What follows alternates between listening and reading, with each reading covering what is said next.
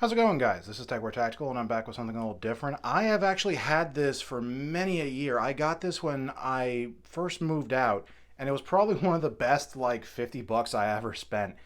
I really wanted something where I could start buying things like meats and stuff in bulk. That way I could have, a much bigger supply in case something happened. I just had food in my freezer. I ended up going down a rabbit hole about vacuum sealers, and they ended up kind of being an impromptu hobby of mine for a little bit. So I kind of really got into it, and this is actually one of the best entry level ones I think you can really find. It's the Game Saver Wingman by Food Savers. Yeah, it's not the brand name one, but you know what? It doesn't matter. One, because it's camouflage, and that's great. And two, this does a fantastic job. I've used this for everything from sous vide meats to just regularly putting stuff back in my freezer, so I have a bit of a stockpile. It even works great for ammunition. These are just some old 223 hunting tips that I've had. They're just, soft points. Those have been under that vacuum for about 4 years, 5 years. And yeah, it's not 100% sealed. It's definitely still airtight enough for it to keep any sort of negative elements out.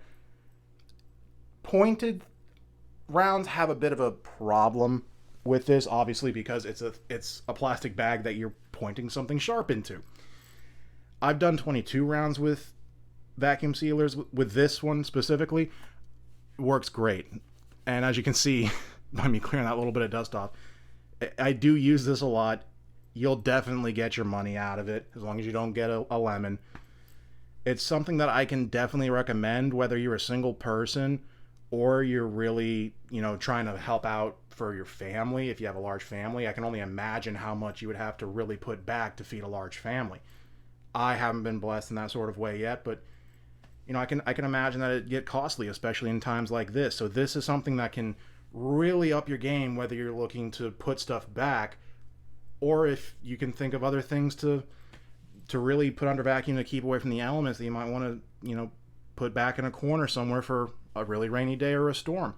There's a number of different YouTubers and preparedness channels specifically that have done a lot of videos on things like ammunition that you can put under vacuum. And if I had left those in the box, it would probably still be fine.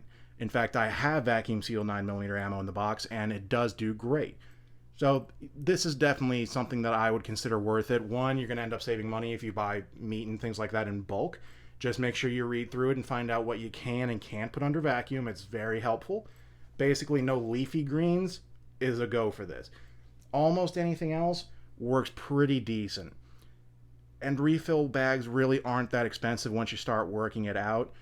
And again, the larger your family is and the more they end up buying in bulk, the better off you'll end up being. I wouldn't recommend that you put stuff in these that you're only going to have in the freezer for like a week or two.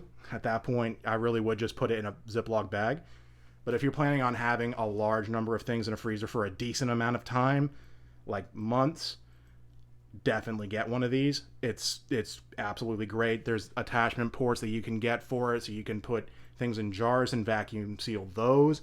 Those are a little bit more expensive. I haven't really found a way to justify those to myself. But you know what? If it works for you, go for it. I would recommend it. So thank you so much, guys, and I'll see you in the next one.